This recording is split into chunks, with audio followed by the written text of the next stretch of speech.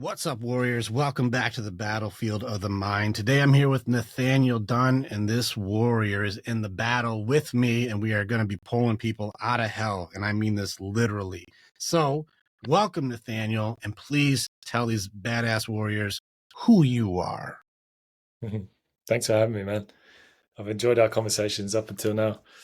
Up until this moment. Yeah, up until this moment. Well, no, I think there's a real lack of real talk in the world, and honesty and transparency, and people willing to ask the tough questions and stick their flag in the ground and say, "This is what I stand for, and this is what I think." And it seems like from our conversations up until now, you're clearly one of those guys. So I'm looking forward to this.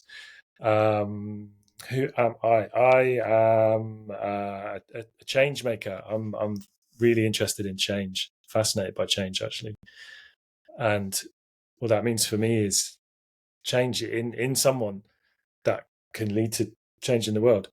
I'm someone who's gone through a lot of my own growth and change and completely changed my life around. And that's allowed me to now do work that I think is important and meaningful and significant in the world. And I see that there are a lot of problems that we face in our modern society, and we need more people involved in solutions rather than creating problems. And so that's what I'm interested in, and what inspires me. And what that looks like is I'm coaching. I'm working with entrepreneurs, people who are using business as a tool for positive change in the world. I'm helping people to figure out what they want from their life and who they are, and helping people get on and be who they want to be in the world. And doing that through a number of different mediums, from writing and speaking, running groups, running men's groups. It takes a number of different forms, but ultimately that's what I'm about and what interests me. Yeah, you dropped a bunch of pebbles here that we can go in deep on, like any of these options. Everything from right now, people are starving for authenticity because there's so much fake in this world. And then also change and what that actually means and why people struggle with change. Are you on the problem team or solution team? And then finding purpose in your men's group. You're just, listen, you're planting these badass seeds here that we can go down and get people going, damn, I needed to hear that. So if it's okay with you, I'm going to start at the main thing, and then we're going to go into some of the other things. Right now, your purpose right now is men. And I am in the same fight with you. We're fighting for our guys. Why did you choose to go in the direction of, like, our men, we need to fight together? Why did you choose that direction? Yeah. It just started to occur to me that would be a useful place to look, or a useful place to focus on. I'm going to catch you on that, because that isn't my only purpose, really. My purpose is broader than that, because I think what's going on with men is a vehicle for creating bigger change. I think the much bigger problems in terms of how we run our world and what we value and how our system works. And I see that the male dynamic is at the root of much of that, actually. And where that came from for me was actually going to a men's group, being invited to a men's group. I hired a coach when I first started my business, and I learned some skills to be able to help people and to coach and to be good at facilitating change in someone. And I assumed that would mean all of a sudden the clients would appear. And as anyone who's gone into business for themselves knows, it doesn't work like that. And I was scratching my head for ages going, I think I'm good at this, but I don't seem to have any clients. And I hired a guy to help me, a guy called Ankush Jain, who to help me to grow my business. And when I hired him, he said to me, I think you should come to this group that I run. He runs this thing called the Powerful Men's Immersion, which he's still running. I think he's been doing that 10 years now. And I was like, what is it? I had no idea what it was, really. And he said, look, trust me. it will help you, and it will help you with your business, but it will also help you with everything else. It will help you with your relationship. It will help you with your state of mind. It will help you with your health. It will help you with anything. I was like, oh, that's a big claim, but I trusted the guy. I was just about to pay him a lot of money to help me, and I was like, you know what, I'm gonna trust you. And I went to this men's group with no expectation, really. I didn't know what it was, and it was such a powerful experience for me. It was a bunch of guys for a number of days, and the rules were: there's no judgment. We're all equal. There's no content. There's no agenda or curriculum or something. We're just here, and we're here to learn and grow together. And whatever you bring to this, whatever you are seeking in your life, you bring it to this group. We're here, and that was pretty confronting, actually, because I was like, I don't know how to play this game. I've never ever, and I think that was like 2017 maybe. So I don't know. I was like mid-30s, and I'd got to that point, and I thought, I've never been in a space like this with other men, ever. And that was really confronting.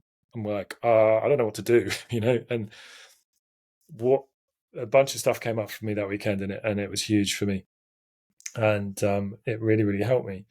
And it helped me in ways that it wasn't sort of explicit. I had feedback from important people in my life, specifically my mum and my sister at that time, who were really struggling. My little nephew just been diagnosed with very serious illness, genetic condition that he's never going to recover from, and the prognosis was really bad. And my family were really struggling. And I'd flown over to the UK for this because I was living in Australia. And I went to this men's group right at the beginning of the trip, and then I spent a couple of weeks with my family. And at the end of that, a couple of weeks later, both independently, both my mum and my sister said to me, "There's something different about you, and it's good." And I was like, "Oh, okay. I don't know what that is." I wasn't consciously doing anything different, and it really opened my mind to like, okay, there's something about that space, and I realized, one, it's needed, and two, I could help facilitate those kind of spaces too. The magic of it was not that the coach facilitating it was a genius. And don't get me wrong, I highly rate that guy. I've got a massive amount of respect for him. I worked with him for a number of years, but it wasn't like his magnificence that was the power in it. It was the deliberate cultivation of that kind of environment. And I was like, okay, I could do that too. And so I started to do those kind of things too, and just started really seeing the impact of it and the ripples that were going out, not just from not getting that feedback from the men in the room, but getting that feedback from other people who were coming to me afterwards and saying, I can see what you've done with this person, or that they're different. And I just started to realize, hang on a minute, this is, in terms of leverage, like I think of it in terms of leverage, like if you want to create change in the world, the more you can focus on, the one thing that's going to have the biggest knock-on impact. And I started to realize doing work with men is an area that is a high leverage area, because it impacts them, it impacts their families, it impacts the broader male dynamic, it impacts the business world, it impacts everything. And so that's what really got me onto really seeing the value of it and being willing to pursue it, in spite of the fact that actually it's not, probably from a business perspective, it's not the easiest place to focus, because it's not like there's queues of men standing there going, we're ready to understand ourselves. It's actually the opposite. But I think it's important, and it still is. It's highly important. You covered a lot of really good stuff that the people who listen to what I do, they understand. I'm right there with you. We created the Warriors Way mindset to do the same thing. It's a round table with a creed, and then the second rule is no blame, no shame, no judgment. We don't. The past is to teach us, not to tear each other down. Every loss is a lesson. Like same thing where it's a round table, and we teach also to challenge everything. Which is why if you were in a group with me, just like the guy you were talking about, challenge me too. I'm also in evolution. I'm also growing. So it's not, I'm the king and you're in my group. This is Arthur's round table. Please speak your voice. Like, I need to hear from you too. We get stronger together. So you found a lot of pieces in here, especially getting into leadership and what that means. You're also right in calling out all of our brothers out there who are lone wolves and think they have to do it all on their own. One thing I found is that for us guys, we're taught that we are not supposed to seek help because it's considered weakness. And most guys don't actually listen to advice until they're in crisis. Until they go, I have done all the things I thought was right and it's not working. What do you say? Like, we don't listen until we're proven our own stuff doesn't work.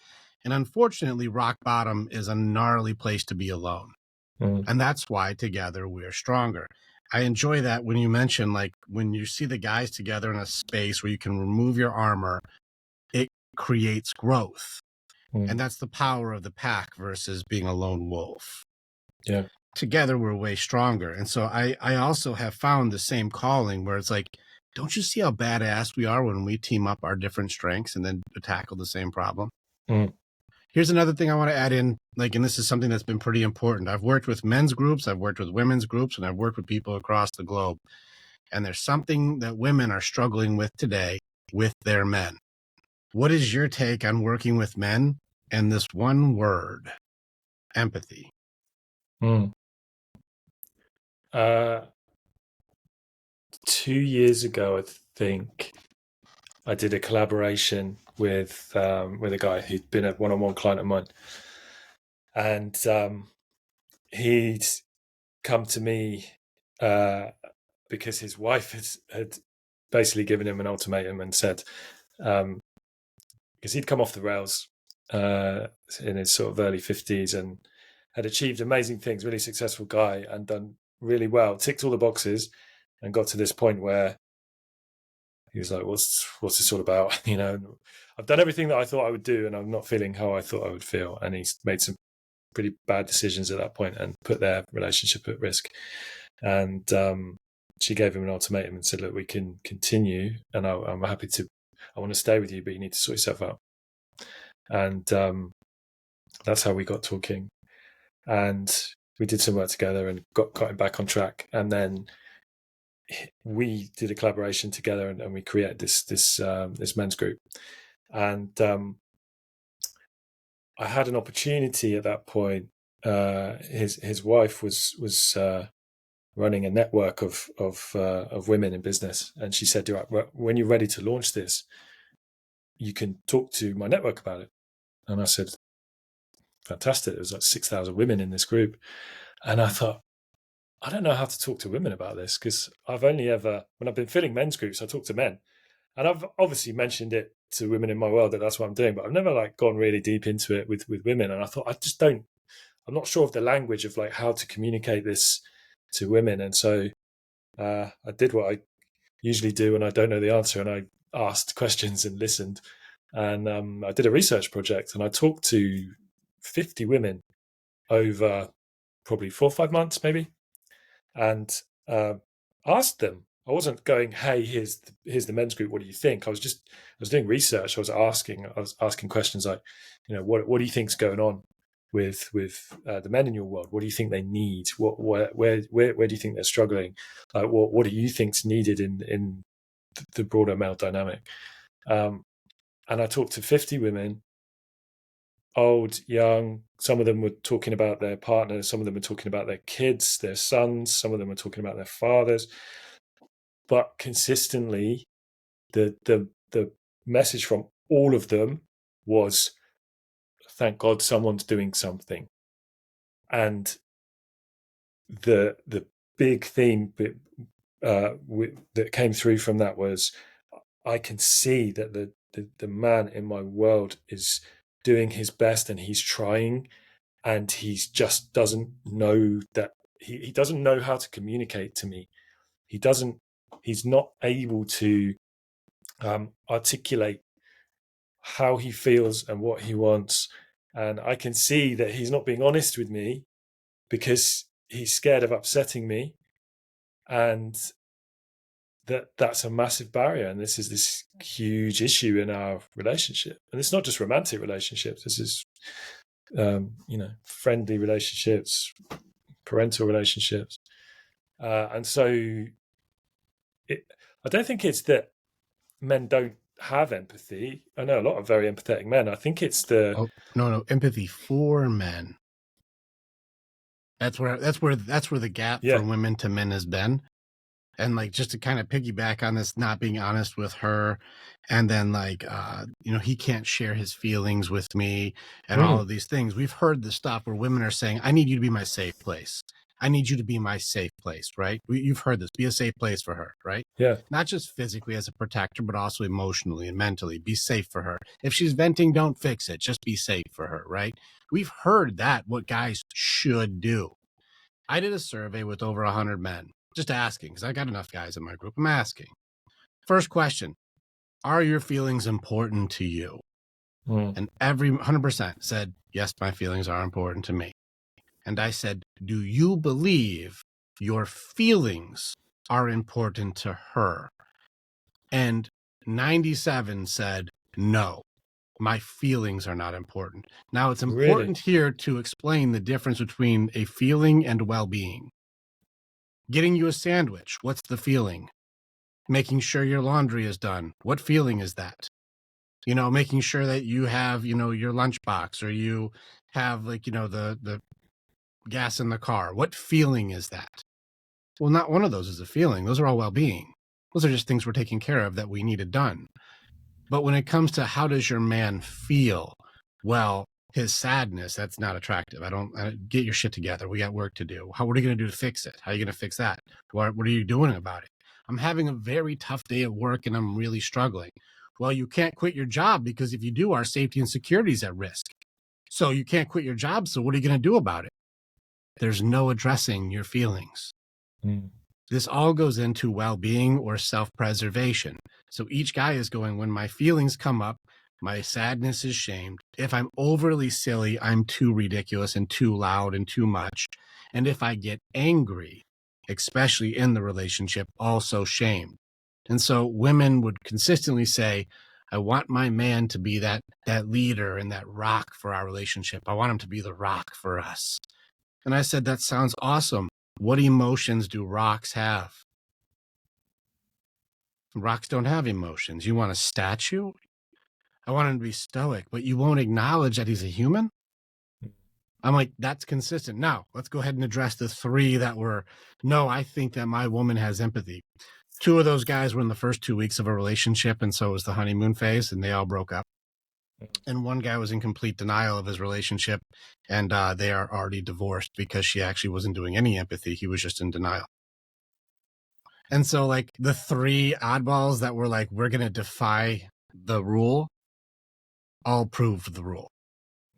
So I have a 100% thing that the women don't show empathy for their men. And then when I worked in the women's groups, and I've worked with multiple women's groups, I've had my own warrior groups for women. We had to break denial and excuses and justifications. And it took weeks to crack through that for authenticity around, do you care about his feelings, or is this for what your well-being or what you think he needs to provide for you? And men were loved for what they provide and not for being human beings. And that was the universal. So where does a man then have a fighting chance to be heard and loved and respected for being a human? And this is why you bringing up the men's groups is important. Our places that we create, I have it, you have it, is the only place a guy can take his armor off and be a human and not be shamed for it. The only empathy my guys get generally, especially because a lot of the relationships that they started were from an unhealthy place for themselves.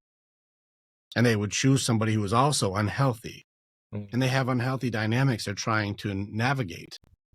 The only person who shows, I care about you as a person just for being, men can do it for other men. That's an important factor that I found, because the women are universally not doing it. I wish Yeah. I had a much higher percentage, but even out of 100 guys, I didn't have enough variant to go, there's enough here that needs to be challenged more. It's a 100% so far. Mm. And I'm very open to where, like, you hear in my comment section, I've got millions of views, comments that I do empathy. Let me go ahead and clarify.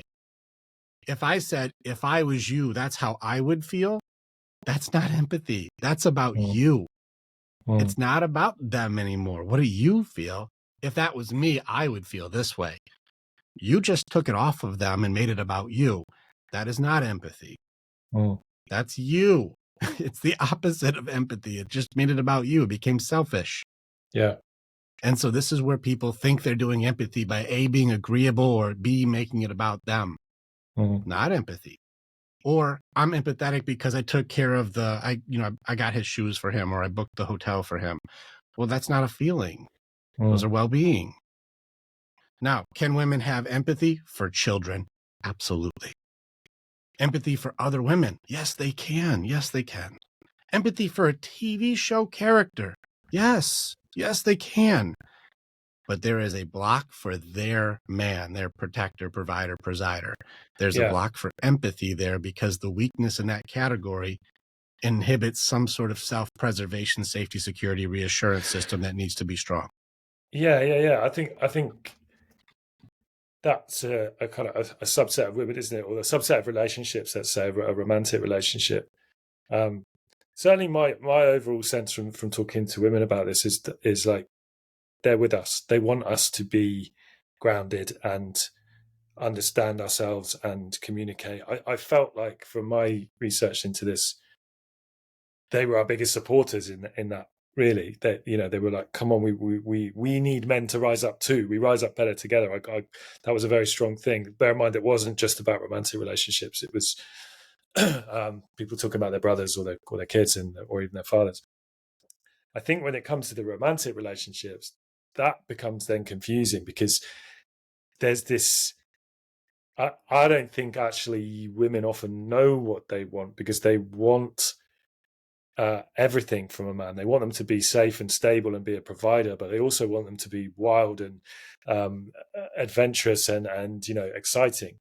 They want them to be reliable, but they also want to be a danger. And it's like, hang on a minute, that's a really tough gig for a man. Like, what do you want from me? Am I the lover? Am I the provider?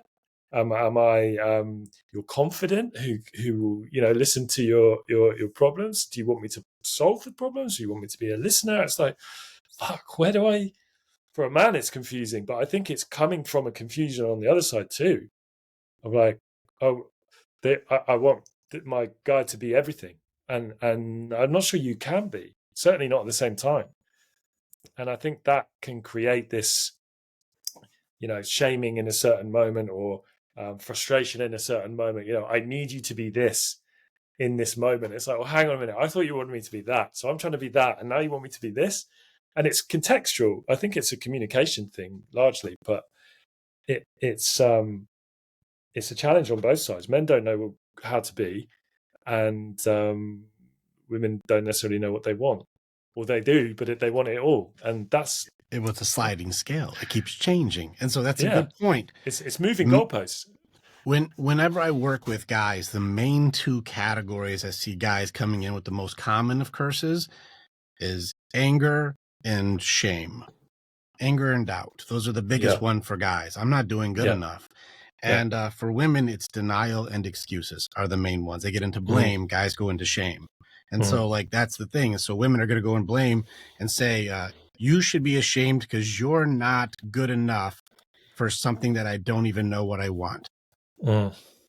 It's a sliding scale of judgment to tell you how you're not doing it right, but I don't even know what right is because it may change tomorrow. So today I want you to be financially stable, and tomorrow I want you to be physically amazing, and then the next day I want you to be my therapist, and then the next day I want you to be the bad boy, but then the next day I want you to be the good guy, and this day I want you to be a great father, but this day I also want you to be the adventurer. And you're like, I don't know who I'm supposed to be for this sliding scale, and no matter what let's say I nail it, and then the next day you're like, you're not nailing it because I also wanted you to be this too. I have a list if you want to crack up. I actually ask my people, just like you do. Like, I don't know the answer. Let me ask questions. And I surveyed multiple women's groups for what do you want in a man? And I made up a list called the Prince Charming. I made up this Prince Charming list on my own.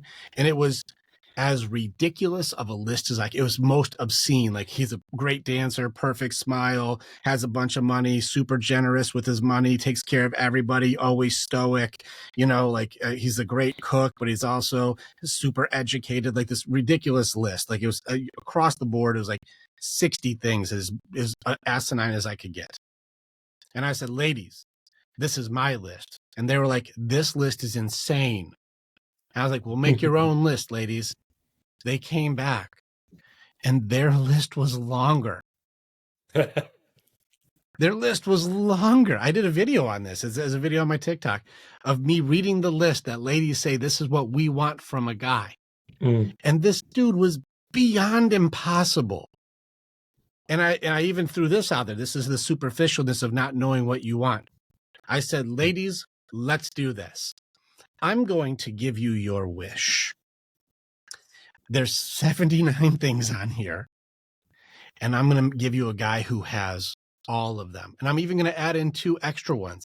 Amazing protector. He's a fucking ninja. He can take out a 6'5" giant. He's the badass.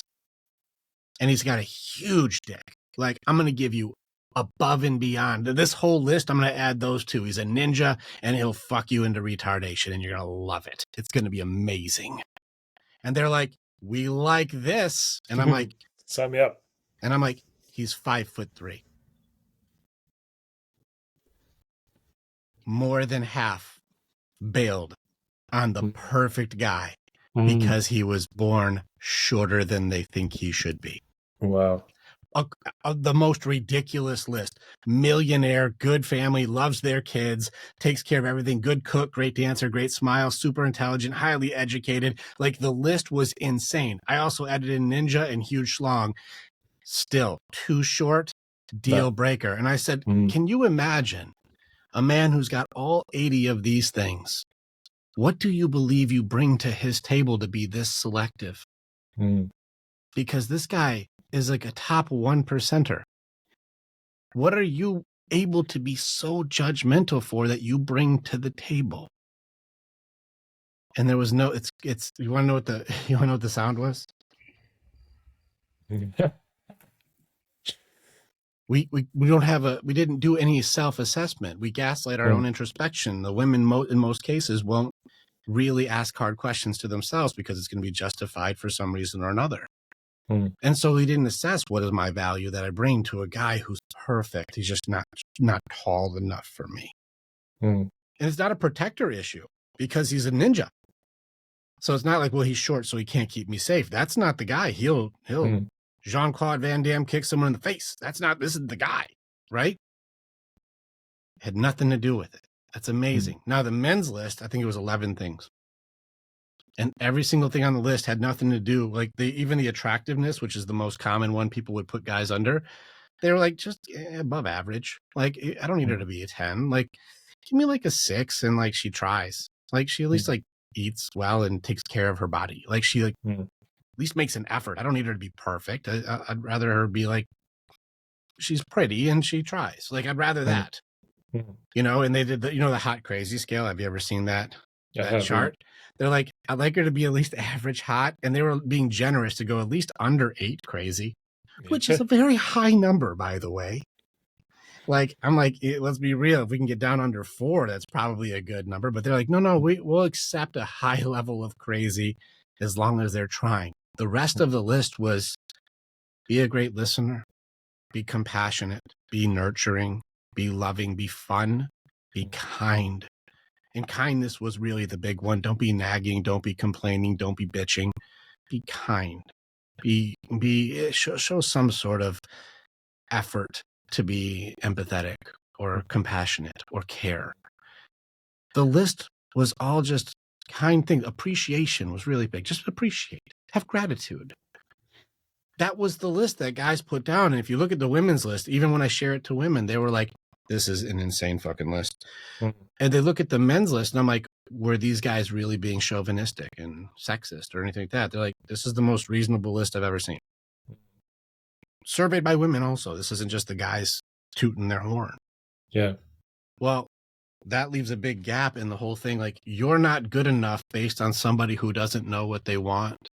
And yet, this is a leadership thing. I'm going to give you another piece. I'm just dropping stuff on you, Nate.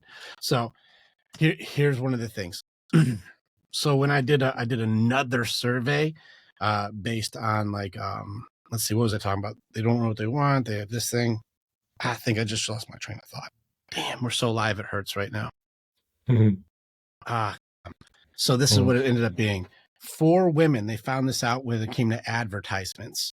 Women are far more susceptible to being socially accepted. The Jones effect, if you will. They found this out in like the 60s. They started changing all their ads over to have it so like choosy moms choose Jif, or like all good moms do this, or you know, the women in the know, they do it this way, or if you want to be up on trend, you need to wear this style, or if you want to look good, you wear this makeup. Like they started realizing if you wanted to get sales, women were the one who would fall for the ads the most because they wanted to have social acceptance and be a part of it. And if you started looking at the way the ads work, they don't work as well on men. So now multiply that by social media, about like how people post up how their families are or how they are, and the social approval of having like the perfect thing, and the comparisons, and how women will start changing themselves based on what they're seeing others do. And they're influenced highly by outside sources. They're highly influenced. I want that, or I'm not good enough, or I compare myself to, or why isn't mine not like that? Now, riddle me this. With men, do you think the susceptibility is around the same for guys? If you saw a Calvin Klein ad and now you have to look like that model and buy that underwear, is it the same for us? I've got no idea. I think how men influenced are are you? by. I think men are more motivated by what women think of them rather than what everyone else thinks of them. Correctamundo, which means if we're highly influenced by our girl, and we'll change ourselves based on what our girl says that she wants, but she's highly influenced by all these outside sources and constantly changing her mind, who do you think should be in charge of the direction here? The person who will keep true north and do what they believe is right for the pack, or the person who's constantly influenced and changing their mind all the time? Who should be steering the boat? This is not because I'm saying one is better than the other, but one is going to make sure that the whole pack is okay, and the other one is going to start shaming the pack because they saw a Facebook image of somebody who has all of the kids and them wearing the same flannel and a pumpkin patch looking like a perfect family, and our kids are jumping off the couch and writing on the walls, we're not good enough, that's your fault. Instead of going, we have healthy kids, and you're safe, and we have all the things that we need, and I love you. Why would we worry about that person's photo? Because 1 month later, that family is getting a divorce. And that was just a picture that was taken. Who's not going to be influenced to say, like, you're not good enough because I saw another image? Yeah. Guys don't care. Like, and I surveyed my guys. I'm like, hey, if you saw a picture of a, Victoria's Secret ad and go like, my girl doesn't look like that, do you go home and go, you're not beautiful because she is? And I had 0 guys who are like, we don't give a fuck about that. No, I've never gone to my girl and gone, be a size 0. Have you ever done that to your girl and go, I need you a size 0 now? No. We don't do that. Guys we're not connected to that. But women are constantly saying, I'm not enough based on an outside comparison that had nothing to do with my man at all. Because none of my guys were falling in this category of putting that kind of pressure on their women. But women were putting that pressure on themselves from outside validation. Who should be calling the shots? Yeah. But if we're changing ourselves based on a person whose scale is constantly changing based on a social media post, we're headed right for the crash. We're going to smash. Yeah, it's what we said before. It's just moving goalposts, isn't it? It's unsteady ground. It's like, am I doing well here or not? I don't know. Like, I thought I was, and I'm not sure. So what's your take? Those are a few of the things survey wise. What's your take? Where you go like, man, interesting info. What do we do with this, or how can we support our guys, or what would be like a potential like solution to one of these things that, like, I wouldn't say it's a problem, but I say it's a leadership issue. Yeah. I think it depends what the problem is that we're trying to solve. I mean, the thing that really came up for me when you were sharing that was one of the reasons why I see such huge value in men's groups in terms of doing the work and finding a deeper understanding and as a vehicle for growth. Because definitely one of the things that I've seen, and I've been this guy too, is in some of mixed spaces when you're doing the deep work or seeking to do that to better yourself and understand yourself more deeply. That's really hard if you've got a hot girl in the room. Like, it's just, men are different, and we've got the, like, we're not going to be as vulnerable, we're not going to be as open, and not going to be as honest. And I've seen that. I've been in these kind of spaces where there's real potential for transformation, and it's like, yeah, but I'm not going to say what I really think because she's cute, and I don't want to be honest about this because I'm embarrassed. And I think that's one of the reasons why that I see such huge potential for these spaces for men, because there's a level of depth that men will go to given the right circumstances. Yeah, we can't take the armor off if there's somebody there. There's a thing inside of all of us men that I think people forget, is there's a little boy inside of all of us who wants to impress you. Look what I can do. Look how fast I can go, or look what I can jump off of, or look what I can build, or look what I drew, or look what I made, or look how strong I am, or whatever. There's a part of us that wants to impress the girl. Even if you don't even have real intent, you're like, well, I don't want to look dumb in front of this girl. Yeah. Like, there's a thing inside, like, even if you were like, let's just say you're doing a workout and you're like, man, this is fucking heavy. And then a cute girl's like, hey guys, what are you doing? Can I watch? You're going to be like, put on another plate. You know, like all of a sudden you just got superhuman strength, and you will literally break bones to make sure you don't look dumb in front of her. There's a thing inside of us that wants to go like, be impressed. There's a reason there's cheerleaders at sports events. There's a psychological thing that we want to perform better when you've got a girl cheering you on. And a lot of times the relationships that we choose is because she was the best cheerleader at the beginning. You know, we choose them based on like, man, she made me feel the most inspired. And I wanted to be better every time I was around her. That's a part of men. That's a part of us. And I went through like roles of a man. And when I start going through all of the roles that men do for like what's a man's job, like protector, provider, presider, being the voice of reason. We're the empathetic ones for like all the pack, and we make sure everyone's needs are addressed. Like, we go into all of these different things, and at the end of like there's like 11 things that we had for our guys, like that's our role. At the end, the guys were like, every one of our jobs is to serve others. Every job that we do is for other people. Men are natural givers. And I think it's forgotten. The provider, I go get and then make sure you have it. That's a provider. That's a giver. I will protect you with my life. I will give my physical well-being and put it on the line so you're safe. That's a giver. I will make sure that there is balance and peace here because I will try and keep the logic intact here the best I can. That's a giver. Yeah. And guys are givers. Yeah, totally. I agree. And I see that which is a noble thing, and it's a virtue. It's coming from a positive place. And I also see that it's a source of major struggle for a lot of men, because in doing that, they very often sacrifice themselves, and they very often don't even acknowledge, actually, don't even connect to, hang on, what do I want here? What do I need? Like, what's the right thing for me?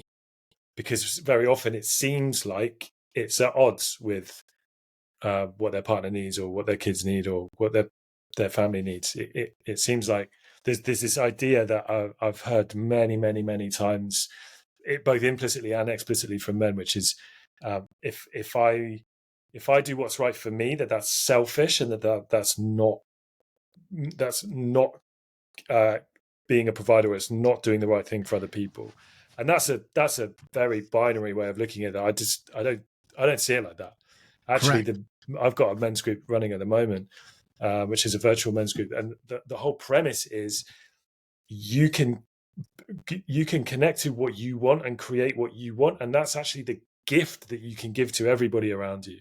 Like you being you, and you owning that, and you creating everything that you want, and not settling, and not selling yourself short. That's absolutely the best thing for your partner or your kids or your family.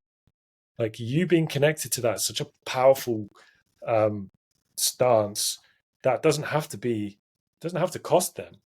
It can actually be the best thing. And that can seem totally counterintuitive, or like, I don't think it is. I did a men's group right before this call, and that topic came up today, where I have guys who are business owners and guys who are very successful, multi-million-dollar exchanges happening with these guys' business, and they feel like when they work on their stuff, they're selfish. That was the belief system put on them by not only parents but spouses. You're being selfish. And I said, wait a second. What do you do when you have an abundance of something? And they say, when I have an abundance, I just make sure everybody else is good. I make sure my kids are good. I make sure she's good. I make sure the house is got, like, I make sure everything is better. I improve everyone else's life. And I'm like, who else is more worthy of abundance or working on themselves when the more that you have, the more you make sure others have? Isn't that the person who should have the most? Because they make sure others are good. That is a good leader. But if you're like, I gather, covet, and hold to myself, and I hoard, and all of you starve while I thrive, well, that person is not a leader. That's a taker, not a giver. But a good man, a good leader, is a giver. And so that guy should be selfish because he's actually selfless. Yeah. So should you want more? Yes, because if I have more, you have more. So judging, you can't give what you haven't got to give. So that guy should be working on getting more, because then all ships rise with a good leader around. Yeah. Let's go ahead and fight an enemy together. And tell me if this feels like a worthy, noble cause for you. I right now have a high target for judgments. Right now, I'm on like, we have to start catching judgments. This is the weapon for compliance these days. You're bad. You're not good. You're the stupid one, or you're a chauvinist, or you're a bigot, or you're anything. They start judge, as though everyone who just has an opinion is now an authority. And this is how people change based on social acceptance. Like, and I've done this example multiple times, and I think I just want to have you start with it. What is your take when you see the effects of judgments and the problems that come with it, especially societally, not even just men or not even women, but just how people operate to tear each other down by saying you're not good enough because I made it up? I think we can't help but judge. It's an innate thing for us. It's a survival mechanism, actually. We have to, someone crosses our path, we need to make a judgment immediately. Are they a threat? Are they food? Like it's deep within us to be automatically judgmental. And so in that sense, I don't think we should beat ourselves up for that. That's evolved over many millions of years and thousands of generations to keep us alive, and it probably has kept you alive up until now. So in a sense, I wouldn't want to criticize the reflex, this like automatic judgment that happens. Where I think it becomes a problem is where people assume that their initial judgment is the absolute truth and aren't willing to look at it and question it. I think for me, certainly, and I'm calling myself out as growing up in a very judgmental culture. British culture is massively judgmental. we've still got a huge chip on our shoulder. I think as a culture, there's still this like whiff of imperialism going on, and thinking we're better than everyone else. And I'm lucky that I lived in London for a lot of years and been around the world a fair bit as well, and have many friends from lots of different cultures, and spent time living away from the UK as well. That really helped me to see that, because it's hard to see it when that's all you can see. But when you start to get other perspectives, I think you can start to notice just your innate judgments. And I think, having sort of seen through that to a large degree, I'm sure I get caught up in my own judgments too on a regular basis. In fact, I know I do, because I catch them all the time. But I think that's where it becomes an issue, is like, here's a bunch of judgments, and they are true because what I think is obviously right, and I'm not willing to even question them. I'm not willing to have them challenged. I'm not willing to even look at my own judgments. I think it's just as true for self-judgments as it is for judgments of others as well. I think one of the things that I see as the biggest challenge that anyone faces is their own judgments of themselves. And so I see many problems created by judgment. So much conflict and so much just refusal to acknowledge different perspectives, refusal to be open to a different way of being in the world, or of seeing things. That it's judgment that gets in the way of all of that. And so for me, the ability to recognize judgment and to catch it, and to be able to kind of put it there and look at it and be like, hang on a minute, this is a judgment right now, and I'm coming from this. And am I cool with that? Does this actually true? Am I willing to change that or be open to seeing it differently? That for me seems like a vehicle for change, for growth, and for a broadening of perspective. And to be honest, that's a pretty major part of my work with people, really, helping them catch their own judgments. And that's where, the people who I've got around me in terms of coaches and mentors and men's groups and various things, that's part of the reason I invest heavily in those kind of things, because people help me to see my judgments. So I think it's a huge area. I think it's such again, in terms of leverage, I think it's a place to look that can impact so many things. Yeah, I give you praise too for bringing up multiple different facets, and even being able to assess intent, because one would be to able to, like you said, I'm going to assess danger and judge whether this is dangerous or not dangerous. But I don't think that that's the criticism that shames people into submission and self-censors them into hating themselves. Going like, this is not a safe alley to go down. This seems like a bad place to be. Those are judgments based on survival and safety. Fair enough. But if I say, I hate your fucking shirt, well, where's the safety and the danger? Well, no, I just made you feel like my shirt's not good. Based on what? You just made up some bullshit out of nowhere. And now I'm like, well, maybe this shirt isn't good. And I didn't even think about it. I just threw it on, and what's wrong with it? And now we start doubting ourselves and questioning, and what's wrong? Is this not a good fit for me? And I've seen people, their entire belief system shattered in just one judgment. And I will say, even working with women, most of the internal damage done was from another woman judging them, especially at a young age. It's usually a mom thing. We're like, that looks terrible on your figure. And they go, this was my favorite outfit until you said that. And I have actually worked with women who just that one sentence ruined their self-esteem because they didn't have any defenses against the person that loves them the most. Yeah. And so judgments becomes dangerous based on intent or purpose and having the awareness to catch them. So I'm with you. I really enjoyed, you're right, the British culture thing. Good call. But I'm not a part of that one. So it's like, I didn't think about that. You're right. Culturally, we're better than everybody else. Just the culture itself is designed to say we're judgmental. Yeah. That's a tough one to even build a defense for when it's the default for the nation.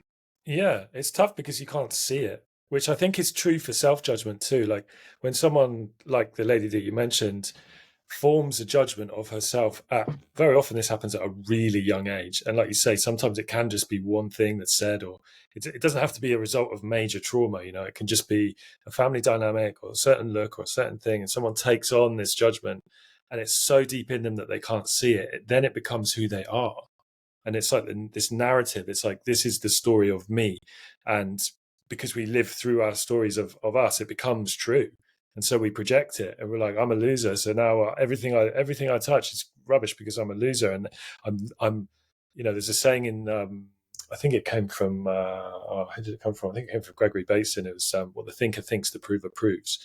It's like your idea is alive in you and it's seeking evidence to validate that it's true, whether it's a good idea or not. And if that idea happens to be a self-judgment, it's like you're constantly validating it and proving it to be true just because you think it. And it's because it's out of sight that it's an issue. I think when you can bring it into sight, then it becomes something that you can work with. Like the cultural thing, I remember I was going out with a girl, a Bulgarian girl, who had lived in a few countries actually before she came to the UK, but she was living in the UK and that's where we met. And I remember her saying to me, British culture is just so judgmental. She said, I walk in a room and I immediately feel the judgment based on my accent, based on my skin color, based on what I'm wearing. She's like, I just feel it more than anywhere else that I've lived. And at the time, I was just, I was laughing at it. I was like, nah, what are you talking about? You're super sensitive and it's not real. And I couldn't see it. And it was just a source of a joke, which for me was just me judging her. And it was only when I then lived away and was in a different culture. I mean, the Aussie culture is, not a million miles from the British culture. And it's got some aspects of American culture too, I think, but it's definitely not British. And the more I lived there, the more I started to notice it I would come back every year, and every time I came back to the UK, I would just see it. I would just see when I'd land in the airport, and I would just be surrounded by British people. And there's still quite a few British people in Australia, but I wasn't surrounded by them. And when I'd come in, I would just see the tension and the friction, and I would just start to notice the Britishness, And there was many aspects to what that is, but one of them was this judgmental nature, and the more I could see it in other people, the more I could then start to see it in myself. And then that then became, it was quite confronting, actually. It's quite confronting to see that you have had a whole bunch of assumptions and judgments and deeply ingrained beliefs that were part of who you thought you were, that all of a sudden you go, hang on a minute, I didn't choose this. Like, I've learned this stuff. I've learned to think like this. And some of it's great. There's many aspects of the culture that I love, and there are also many that I don't. And one of the things that I don't is the judgmental nature of it. And I remember going to her after, like years later, like 3 or 4 years after she said that to me, I was like, fuck, I get it. I finally get it.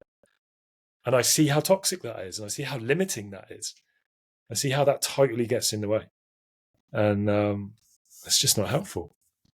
And the more that you've leveled up, like, it makes it so it's easier for you to navigate by knowing thyself, to go like, I got to separate myself from that opinion or that energy.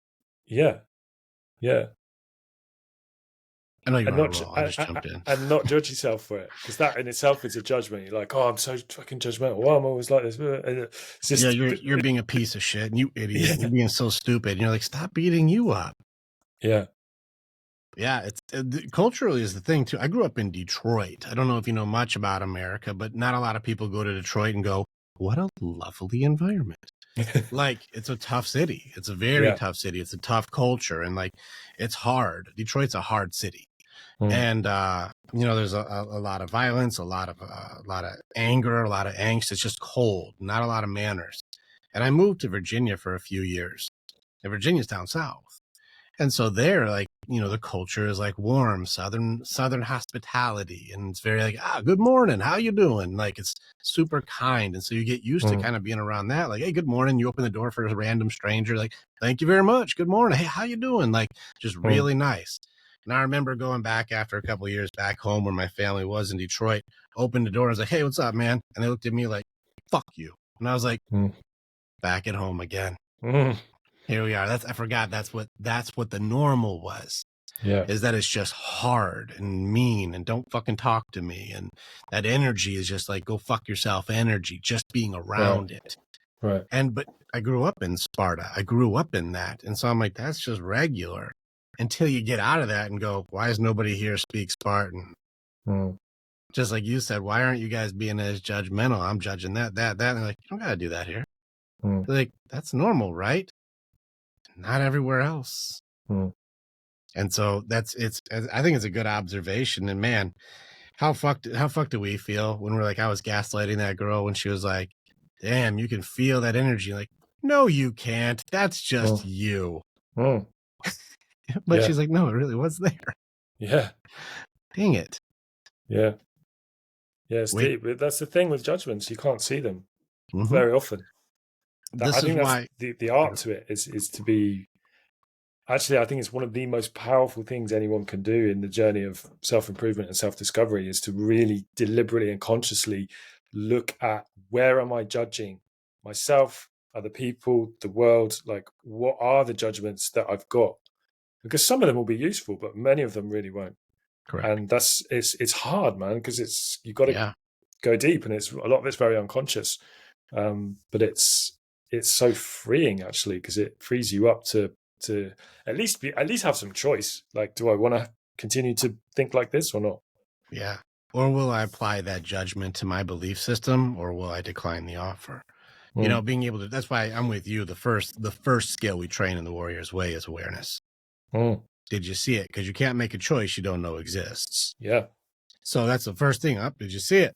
There's a choice there. Did you see it? Are you going to apply that judgment to your belief system and identity, or are you going to say that's not authentic to me? I know myself. You get to pick. You know, and a lot of times we're subconsciously trying to appease a group or a person or, you know, somebody who's like, those shoes don't go with that, man. You're like, oh shit, I should go change these shoes. Instead of going like, I love the shoes and they're not for you. Like, we don't stand up for ourselves because we want to be accepted. We're social creatures, but we fall for it all the time. That's where it gets into, like you said, the piece that I would say training for this is people can't handle the truth very well. And so if I were to say we can't speak in radical truths because people can't handle the truth, especially their own, that's the hardest part. You're not wrong. They can't handle their own truth. And so the first step I would go to is practicing acceptance first. Instead of judging, just accept that's where they are. That's what they did, or that's how they see it. I don't have to have an opinion to say you're bad, you're good, you're right, you're wrong. I can simply say, I see where you're coming from. I just don't agree. And that's, I think, where people have gone off the deep end for polarization, is it turns into a judgmental conversation versus a disagreement. Yeah. And that's why I say judgments is probably the enemy that I want to go after next. Yeah. Because it's the thing that destroys people from the inside out based on a subjective opinion with no facts necessary. Yeah. We need to be able to challenge those things to know myself, know exactly what it is that I'm seeing so I can choose whether I apply it or don't apply it. And then assess, is the intention behind this judgment for danger and protection, or is it just somebody sharing their authoritarian opinion? Well, then I can decide whether I apply or don't apply, because I can accept that they have an opinion, but it doesn't need to be mine because I'm confident enough in who I am to not apply it. Yeah. How do you develop this type of confidence? Our men's groups. They join your group. They join my group. They join us. And we go, hey, you can take your armor off here. Have you noticed this? Tell me if you found this in your group. My men's confidence are so high now that they can be authentic in the world and people completely invalidate them. And they're like, I don't care, because I have men that I respect, men of honor and men of dignity that accept me 100%. So if you don't get it, I'm good. Have you found that too? Yeah, I think it's a a natural evolution that comes. And it's not a confidence. I think often people think of confidence as like swagger or kind of arrogance or something. It's not that like showy confidence. It's like a Sure. quiet confidence. Yeah. So okay, we're good. I'm good. Whatever's going on here, I'm cool. Yeah. You're disagreeing with me, or you're having a pop at me, or you don't like my idea, or you're saying no to my ask or whatever, and that's okay because Hmm. don't need validation from this because I've already done that work to be grounded and validated and connected to who I am. So I don't actually need that. It kind of removes the neediness. I think it often removes people's attachment to outcomes, which doesn't mean that they're not ambitious. If they're still going out and creating great outcomes, but not from a place of like, I need this to be okay. Yeah. And that then creates this emotional freedom, which looks like confidence and it feels like confidence. Yeah. It's like whatever goes, we only met last week. It's like whatever goes here is fine because, it's, they don't need any particular outcome to be okay. And I think there's just such a freedom with that. Hmm. I can say that from the perspective of living most of my life terrified about what other people think. From having chronic social anxiety for years and years and years till I was like 30, till 10 years ago, till I was 31. That was when I first kind of really started to understand that. So I've got a very long history of like not feeling that at all, not feeling that confident, despite actually being pretty good at most things that I turn my hand to. Not there's like lack of confidence because I'm not any good at anything. It was the opposite actually. If I was Hmm. dedicated to something, I generally got quite good at it. But this lack of confidence, just because this like constant crippling fear of what do they think, and how does this look, and it's, oh man, it's so draining. Hmm. And when there's when you drop that, which comes from awareness and then acceptance, everything that you've said, when you drop that and you're just free to be and just express, it's like everything gets easier, just Hmm. everything. And I'm not sure I would have believed that if you'd said that to me, a few years ago. I really, I just couldn't have seen that. I had no reference for what that was like. And now I'm like, oh man, why did it take me till I was 31 to actually have that experience? Yeah, you have usually a trauma or something will crack us into that to wake us up. We need rock Yeah, bottoms to happen. it's a I'll panic give attack for me. no shit. Yeah, and there's Hmm. the wake up calls are serious. Yeah, Um, I'll give a testament to one of the shows you should listen to for us is Maria Callas, who's a spirit side warrior, and she was breaking down the phases that really helped me also evolve a little bit on belief systems for like happening to me, the victim, yeah. to happening for me, which is the big push right now. You'll see everywhere. It's not happening to you, it's happening for you. That's Mm. everywhere. But there's Mm. more phases to it. And people don't talk about the last two. And when you are able to really do the deep work on yourself for truth and acceptance and control, which is a bad word, controlling everything for coping mechanisms, security, safety, things like we do all these things for control. And once you can go heart, mind, body, and soul, and outlets and balance, you can get to the next phase, which is not happening to you, not happening for you, but full observer of happening. Mm. That happened. And it gets into the thing where, like, take those three examples for, like, say there's something happens with your car, the tire gets weird, there's a piece that gets messed up, it makes the tire get weird and you crash into somebody and it's dangerous and things go crazy and you have somebody get out of the car and go, fuck me, of course this fucking happens, this shit always happens to me, I fucking hate this, I'm calling, I'm suing this, and they tell everybody how tragic their life is, and if it wasn't for bad luck they'd have no luck at all. Like, the people can't wait, misery loves company, and can't wait to include it with you. Yeah. But then you get the next wave, which is happening for me, which is a recognition of, holy crap, this could have been the end of my life. Holy smokes, what was the last thing I said to my loved ones? Like this, Mm. every second from this moment on, that could have been it. And every second from this moment on is now a precious gift that I may not have been able to have if I wouldn't have survived this. And now they see the world through a whole new spectrum of gratitude, because now every minute became precious, because you're not supposed to have any more if this would have gone any differently.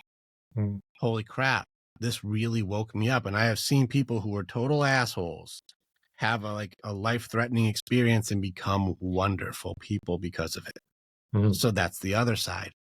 And the other one will go into, I have peace and balance in what is, in all aspects, and go, that happened. And I can accept this has happened. And I'm appreciative and understand. So what shall I do about this? I have full acceptance in all categories. Looks like I need a new car. And I need to tell people I love them more. Like, I see this. The last one is working through you. And you can go, I want to make sure that this accident never happens to anyone else again. And I created a campaign to make sure people check this part on their car so it never breaks, so nobody else's lives are in danger, because my trauma has now become my motivation. The thing that happened to me, for me, and has happened in my life now works through me. And now I'm able to help others because I've gone through difficult times, to help others go through difficult times. Now you find purpose. Yeah. And so those are the phases on that.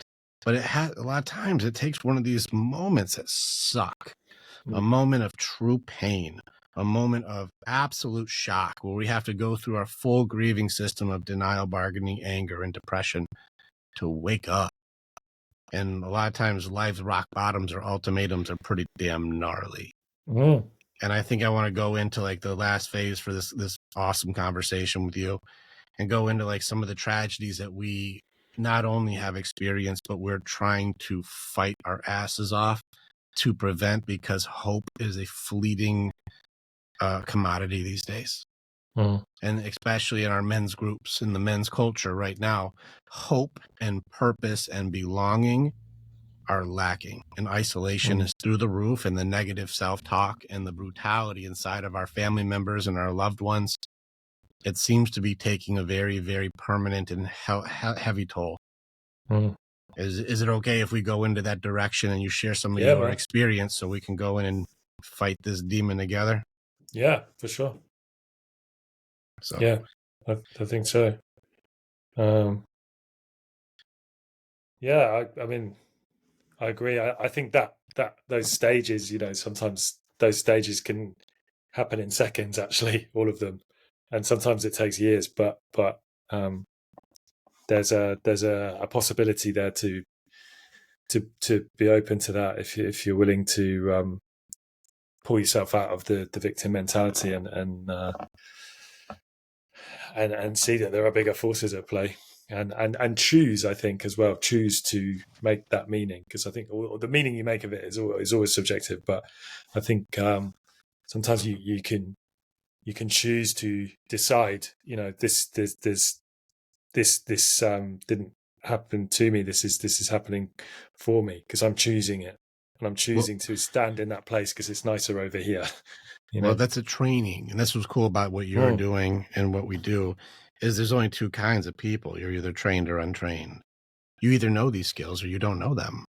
You either have a purpose or reason why you're doing it, or you're fumbling through hoping that you get it right. And so that's why there's a real need for what this is.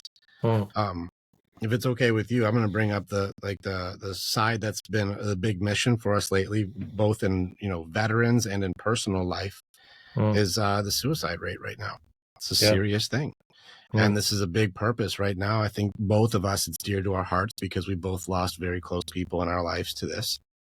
And we continue to have people who are close to us, who have people close to them, who this is claiming. At this point, the last numbers that I saw for even just U.S. veterans is 44 a day. And for globally, for men, it's 1 a minute. Even in this conversation, there's been 70 men in this conversation who have taken their lives, and that's just up to this point. Yeah. But this has hit you home, and unfortunately it was a hard wake-up call for life.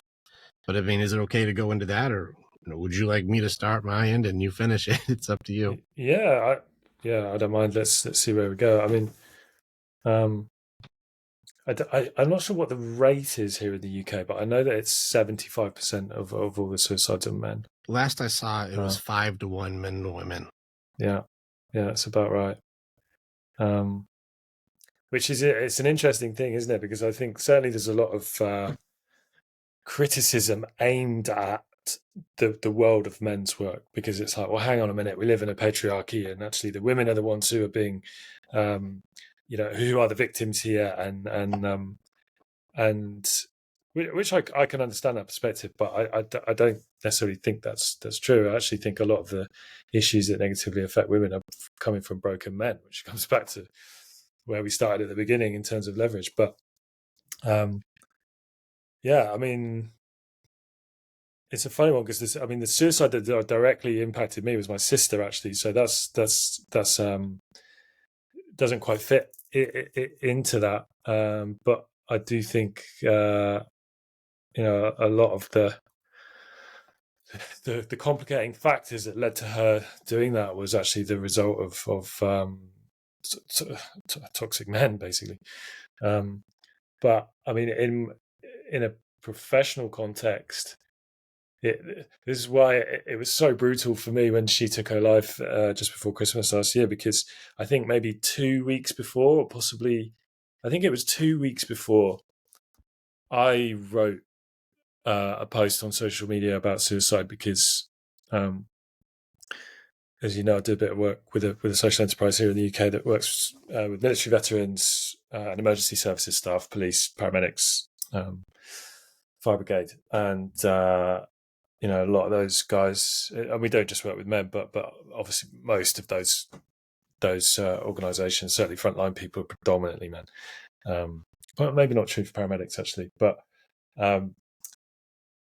I wrote a post about that I wrote because I had 3 different people within about 2 days having suicidal thoughts. And one of them was 11 years old, this little boy. And it just shocked me, and I'd done a fair bit of work with suicidal people, or very often people who'd already had a failed attempt, actually. That was often the thing that actually got them to seek some help. And I wrote this post about it, and I think the title of it was "We Are Failing Our Men." That was it. One of my clients, actually, one of my private clients, who lives in Norway, and where he lives, he's very near a flyover, like a big road going over, and someone had jumped, and he sent me the picture. And there's a body out. He woke up and there's sirens everywhere and police and whatever, and there's a body outside his house, and someone had jumped off the bridge. And that was the thing. Oh, I've got goosebumps talking about this. That was the thing that it was quite confronting. And then in the previous 2 days, I had these 2 other conversations about it, and I was like, "Fuck, what is going on here?" And I wrote about it, and it was the most shared thing I've ever published on Facebook. I'm not sure how many views it's had now, but it was massive, and it obviously touched a nerve for people. It was really important, and I think people can see it, but we don't know what to do about it. It's like, I think everyone would agree that there's an issue here, but it's like, where do we start with this? And then it was, I don't know, 2 weeks after that I found out about my sister, and it was just that for me was a real existential crisis, to be honest, because part of it for me was like, hang on a minute, how can I be someone who helps prevent that over here, and help to pull people back from the brink, and have done many times, and yet I failed there, with the person I love the most. Like, oh, brutal, man, brutal. Talk about self-judgment. Holy shit, that floored me, because I was like, what am I doing with my life? Like, how can I even pretend to be able to help people if I couldn't do that? And it stopped me in my tracks for a while, I've got to be honest. But I don't know. I think it depends whether you want to talk about suicide as a thing, or suicide as part of the male dynamic, because I think we can keep it as just a thing. Like, this affects okay, everybody because it's no yeah, different than addiction. It affects everybody around them. It's everyone, yeah, So, like, even still, if it's 5-1, your sister fell into the one. Like, yeah, it's still not a low number. It's just because that's just the smallest metric of a large number. yeah, And so, no, I think that as a whole, it's pretty important for everybody. yeah. It is. It is. And I think that's the thing or that's one of the things that that was a huge realization for me during this period, and still even now. It's like the moment I really started talking about it publicly, it was staggering to me how many people I knew who'd been affected by it, or they knew someone, or a friend or something. The amount of people who had some reference for a suicide was shocking. In an environment where supposedly, I mean, the UK is like officially like the fifth richest country in the world or something like that. We've got one of the highest standards of living anywhere. We've got one of the highest standards of living in the whole history of humanity. It's like, hang on a minute, we've got so much. We've got these incredible lives, really. As a general rule, the average is very, very high compared to whatever you want to compare it to. And yet, this is making sense. And it's making sense for more people. It's making sense for younger and younger people, which is the thing that's so sad about it. For me, it's like when there's, 11-year-olds starting to go that way. Like, what? How is that happening? And I think it just highlights how broken our society is, where that is a very real option for people, where they and I can say this having sat opposite people who have made a plan, which is very different from a suicidal ideation, by the way. Like, lots of people, there's a huge thing from a safeguarding perspective. There's a massive difference between I've had a suicidal thought, which anyone I've ever asked has said yes to that, versus I've made a plan. That's very different. And that's one of the things that I've seen from talking to people like that. It's that it just can become the obvious logical conclusion. It's like they just can't see a way out. It's like, this is the only route. This is the only thing that's going to have me feel better. And they feel isolated. They feel like no one understands them. They feel like there's nothing else that they can do. There's no other levers to pull. It's like, I've tried it. I've exhausted all options here mentally. The logic says that's the only course of action now. And I've sat opposite people and have been in this conversation and just I felt my blood run cold with just like the logic of it, like just someone going, this is it. And they've totally made up their mind. And it's like, whoa, how do we get to that point? Like, what's going on in our culture that one is creating the conditions for people to feel so fucking lost that they even consider that in the first place, but then two, to feel like there's nothing that they can do to change anything in their life. That, for me, I think that's on us. Actually, that's on all of us. Like, we've got to be honest about looking at how we live and what we're doing, and how our society works, because that's the tragedy, I think. And that is, I think it's changeable. I don't think we're destined for more and more people to be going down that route. I think it can be, it can change, but I think it's on all of us to be open to it and to be willing to engage in the dialogue about that and be willing to contribute to that change too. Yeah. Highest honors to like your sister, and like honors to you for going into these fights. Like highest honors, highest respect. Like, Thanks, man. it's such a massive loss and then a direct connection to it. And I've had to go to funerals for friends who, like, shot themselves in the car. Like, Wow. I've had to go and be at these funerals. I know those moments, and it's gut wrenching. Do I think that there is hope? I'm going to give you a glimmer of hope. And like, you know, if you don't have this, like, you know, I would encourage you to incorporate this into your group, you know, if you don't already. But like, one of my guys who was, his name's Phil. I give Phil a lot of credit. When we go through our strengths, his superpower is he's likable. That's like his whole thing. He's just a sweetheart. He's just a super nice guy. That's just it. And you'd think that wouldn't be an amazing ability. But ask any introvert if they would like to have "you're just liked," because every one of them is like, I would really enjoy that ability, please. Everyone just likes you? Yes, please. Well, Phil is like, I don't know what to do with that. He was isolated. He's got injuries, like really like debilitating injuries. And he's like, I'm isolated and alone. And he just started hanging out with our group. And so eventually I had Phil join, and I took care of Phil to join. And he's like, how can I contribute? How can I contribute? He's like, I just like to hang out with people. Can I create a hangout group? Just a hangout group. It doesn't have to go into battle. We don't have to do deep work. We don't have just bullshit. We can talk about fishing and trucks or girls or whatever. Just hang out. Just boys be boys. I was like, of course, man. And he just runs it, just being likable Phil. That's it. Just being a good old boy, just a nice guy.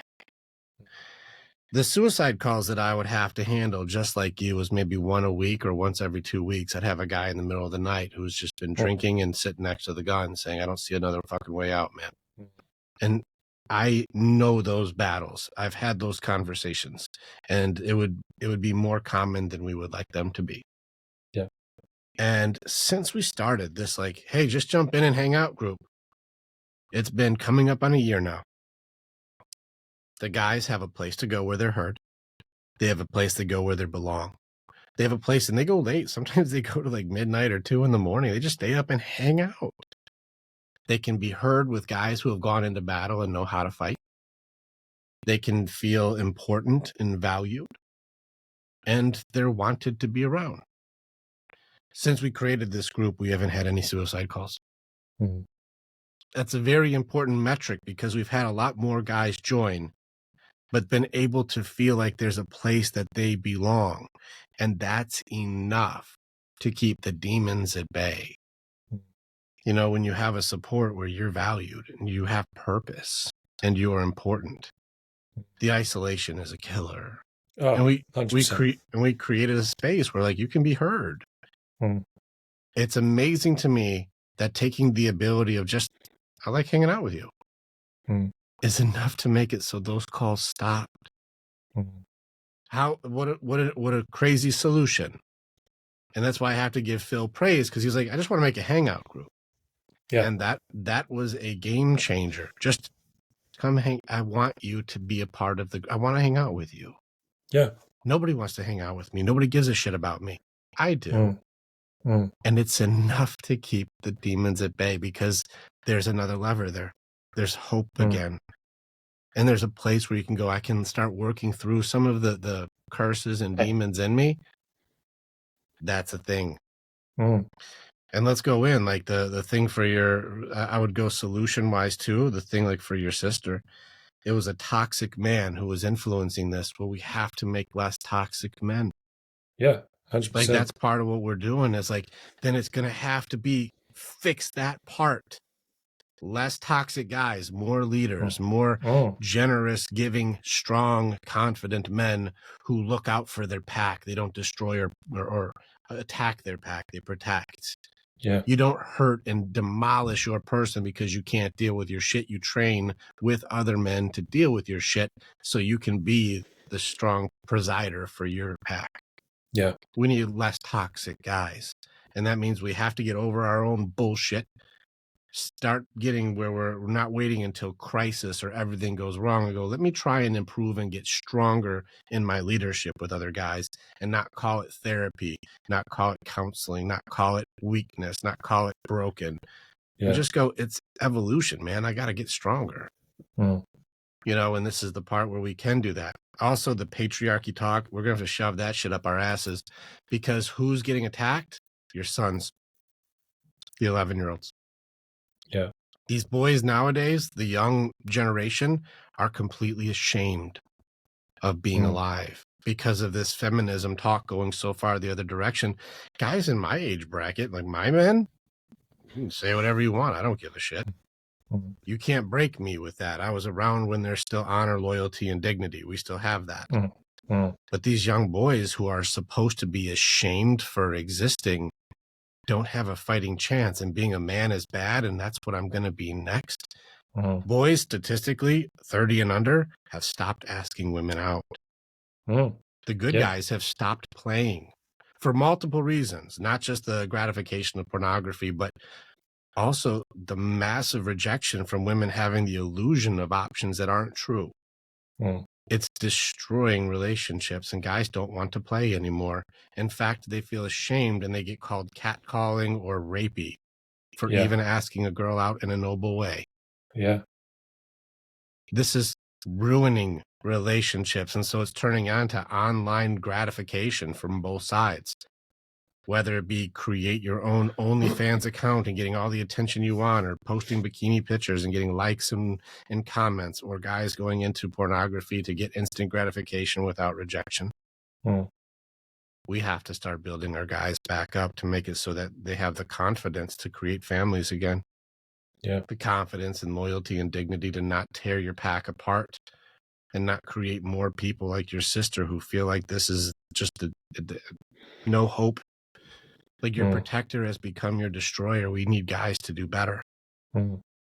And Yeah, man. I'm with you on this, but creating a place of belonging where you can take your armor off and train, so that way you can go back with an alpha mentality of building others up and not tearing people down. I feel Yeah. like that's the only place that we can do to start creating hope again for the next generation and not be ashamed for existing. Yeah. Yeah. Ooh, it's a call to arms. That I think that's such a powerful position. That is you sticking your flag in the sand and going, right, this is what I stand for, and this is what I think we need to get. And I totally agree on all fronts.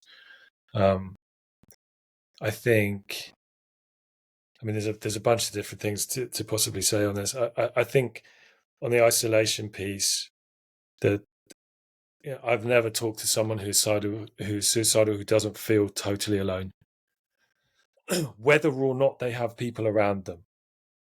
It's irrespective of that. It's a subjective experience of I'm on my own, and that's a killer because we are social creatures. We need human connection. It's vital for us. It's an essential part of life, and it's one of the things that we are losing at a rapid rate. And there's a lot to be said for individualism. I've just spent a lot of time in the last year, or the last probably 3 years, around family to support, and it's hard, man. And I've needed my space. I've just got back to my house Monday. I've only been back 3 days after 6 weeks, and I need my independence and my space. And that kind of individualistic ideal that's in our culture of like, well, I can just do me and that's fine. That actually is toxic, because we need support and we need compassion and we need connection. And I see that a lot of the stuff that's happening, like you said, with pornography, with social media, actually, even though we're kind of hyper connected in a way, we're talking across half the world here to have this conversation. That's amazing. We're incredibly connected in that way, but we're not that connected emotionally. Actually, we're losing that community. What is the communities that you're in these days? Like community, even though there are a lot of people around. I remember first moving to London and being surrounded by people. I'm from the country, and moving to this massive city and feeling totally alone. And I'm like, what? That's weird, because there's people everywhere.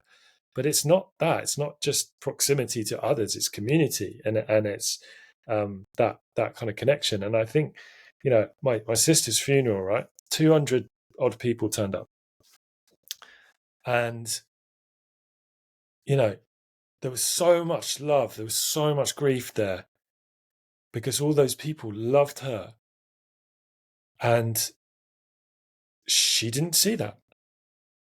If she had felt that, and she'd felt the immense power of that, and I felt the immense power of that. That's the worst fucking day of my life, man. Really. I had to stand in the church and speak to these people, and I read some words that I'd written, And the energy in there was so powerful. It was awful, but it was so powerful because of the connectedness, the compassion, just the mutual pain. You know, it was so connecting, and it helped me to get through that day. And and afterwards, you know, the connection from people and the support from people has just been insane. I could feel it. I could just feel it. I was getting hundreds of messages on various different messaging apps, and I could feel the energy of that. And I was like, whoa, that was helping me keep my shit together when you know, the worst thing that could have possibly happened had happened. But she didn't feel that. She just wasn't connected to that. She just didn't know that was there, even though it was. And I think that's the thing that is on us, actually, to make sure that people know that. Like you said earlier in the conversation, you know, that sometimes going through a trauma or something is the thing that has you make sure that you tell people that you care, or make sure that you voice your support for someone or your respect for someone or whatever. Like, that's so needed because it's so lacking, especially for men. Because men don't get that even from their mates often. This is where I think there's a difference between men and women, where women are actually really good at that. Women will say, you know, to their female friends, "How are you?" Like they're good at creating that space just to vent and just to connect without having to solve anything. Whereas men aren't. You can be in a room full of your best mates and feel totally alone. And I've felt that before in the past, and it's weird and it's uncomfortable because it's like there are people here, but I'm still just feel totally isolated. And I think that that's something that is on us. That's on us to help to create the kind of environments where we feel that connection, and that can be as simple as just sending someone a message. You know, it can show itself in many ways, but it's so easy to go, oh, I'm busy and I'm doing my thing, and you know, I'm doing my life because what's important to me, and miss the fact that there are people around you who might be very close to you in proximity, but who are just feeling completely disconnected. Yeah. I would lean in on, like, when I train like a real alpha, like a real man, like what's a real man? And we got into the conversation of vulnerability. We got into the conversation of compassion and empathy. We got into it. Can a real man go, hey, fucking love you, brother, man. I fucking feel you. Like, I'm with you on that one. And it's an honor. And I respect you. And I'm proud of you. And I believe in you. And I'm there for you. And is that weakness? Is that me being pathetic? Is that me being a bitch? It's like, I'll challenge anyone on this one. Yeah. I'm like, no, a real man can say, man, it's an honor to care for you. And I'll have your back through anything, you know, and that's weakness. I'll take the challenge. Yeah. You know, so I had a whole group of like badass dudes, everything from police officers, military guys, linemen, truckers, like just tough dudes all going, I fucking love you guys. You guys are my brothers. Like a group of guys who started off like, be a man, be tough, be aggressive, take what you want, success, status, power, fame. And by the end going, no, it's connection, man. And I've never had more compassion or more empathy and more love than from the brothers in this kind of group. Yeah. And I think that that's one of those things, is raising people to have the awareness that you can be vulnerable, because that moment of prioritization when you can realize that I didn't send I love you to somebody who matters to me in a long time may be the deciding factor for them in that week. And we've both probably had those moments where I just thought of somebody I cared about, haven't talked to in a few weeks or a month, and go, hey, thinking about you and you're important to me. And they go, fuck, you have no idea how much I needed that today. Yeah. Because we're not doing that anymore. And I would challenge, this is another challenge I put out there. If anybody ever says this bullshit line, I'm really busy, I don't buy it. What you're really saying is, you're just a lower priority to me. Yeah. So if you take that one to heart, whenever you say, sorry, I've been really busy, take an inventory on what you chose to do, because I bet if I check your screen time, social media was more important for a minute. Because how long does it take to send an appreciation message? Yeah. Especially since you can talk to text. Yeah. Yeah. Yeah. Yeah. Exactly. So yeah, it's a big fight, man. Yeah, and that's real strength, you know.